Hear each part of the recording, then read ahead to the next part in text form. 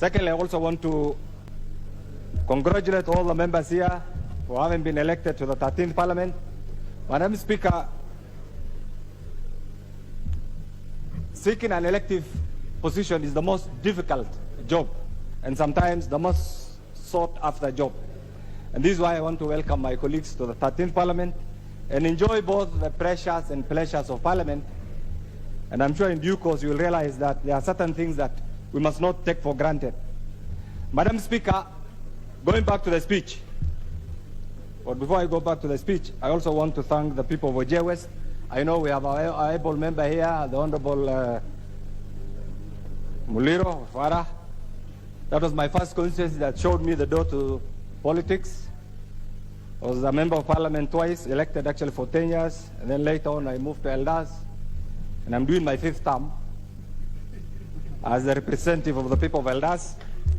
Madam Speaker, one of the things that I've enjoyed in this speech, and I must appreciate one time with current actually president, who were classified as the young legislators, and we benefited from a program called the Young Legislators Program, sponsored by the U.S. Embassy, and we went around globe-trotting actually to benefit from the benefits of being a newly elected young member of parliament. That was 1998.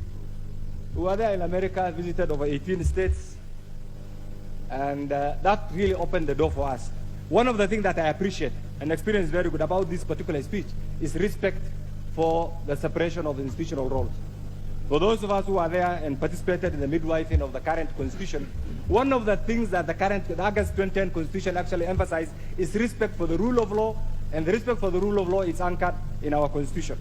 Madam Speaker, you are a lawyer of many years' experience. The opening chapter, Article 1, emphasizes on representation and clearly spells out the nexus between representation and sovereignty. And that is one article that all of us must accept and pursue to the letter. Because at times you'll realize, you'll be told, somebody will invoke Article 95, Article 96, and say the role of member of parliament is not clearly defined.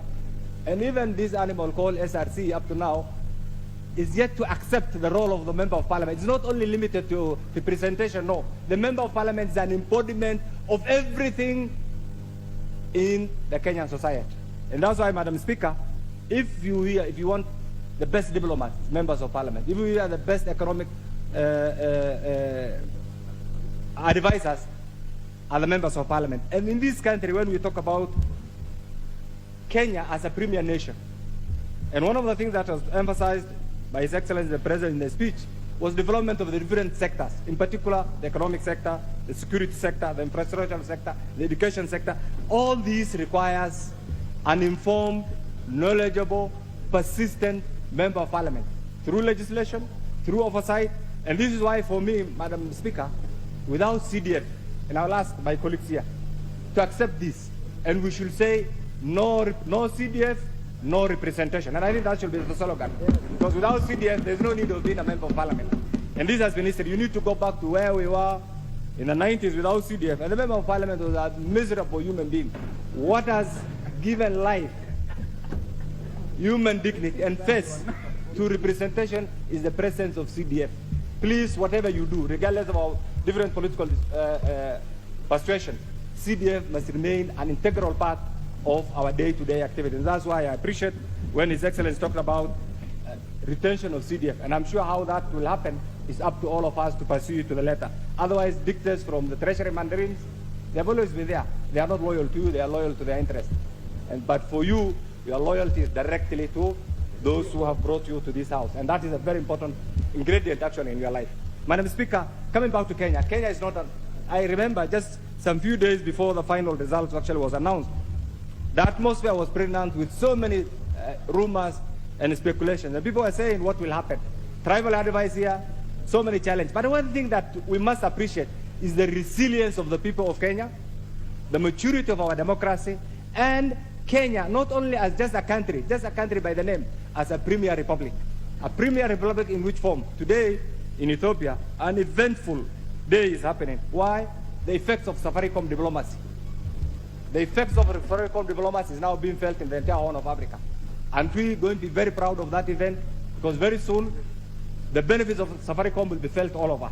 Equally, Madam Speaker, Kenya is an economic hub. Kenya is a security hub, it's a diplomatic hub.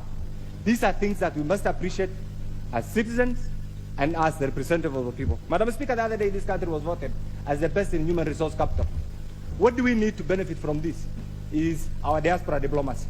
I know very soon there will be an inclusion of the hustler diplomacy as one of the tenets of our foreign policy. But before that is domesticated.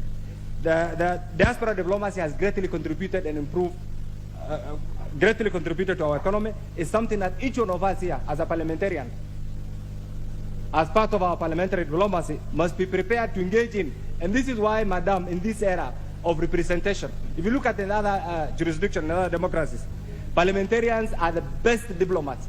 In the Kenya context, the parliamentarian is not regarded as somebody well-informed simply because of the basic definitions that other people who are not friendly to parliament have given to parliament. Madam Speaker, one thing, the issue of drought, His Excellency the President has alluded to this, but one thing that colleagues from northern Kenya actually must accept and pursue, the era of food relief syndrome must come to an end. We need irrigation. We need water, Madam. We need to revive Kenya Meat Commission. We need to revive the Kenya Livestock Marketing Authority. These things have died over the years. Madam Speaker, in 1968, Kenya was the leading beef exporter to the whole world. Today, we get our beef from Botswana. In 1968, Kenya was the leading donor nation. In fact, our GDP in 1968 was the same as South Korea. Today, the GDP of South Korea is 50 times that of Kenya.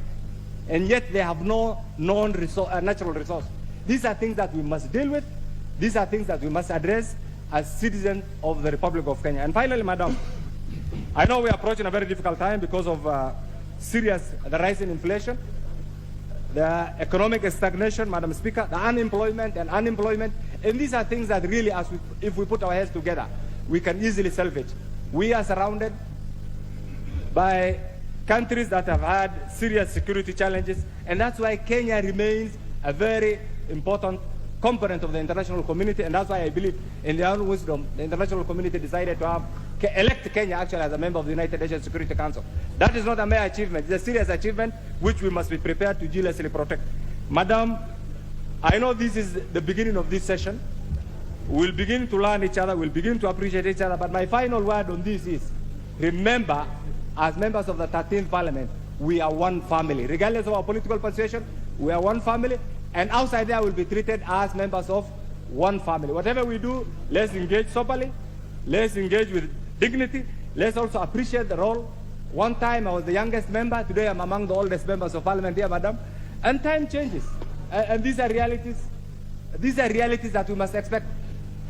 And appreciate that my contributions, my experience will add value to you. You are coming in will also value into you, and ultimately we will have the best representation in the 13th Parliament. Thank you, Madam Speaker.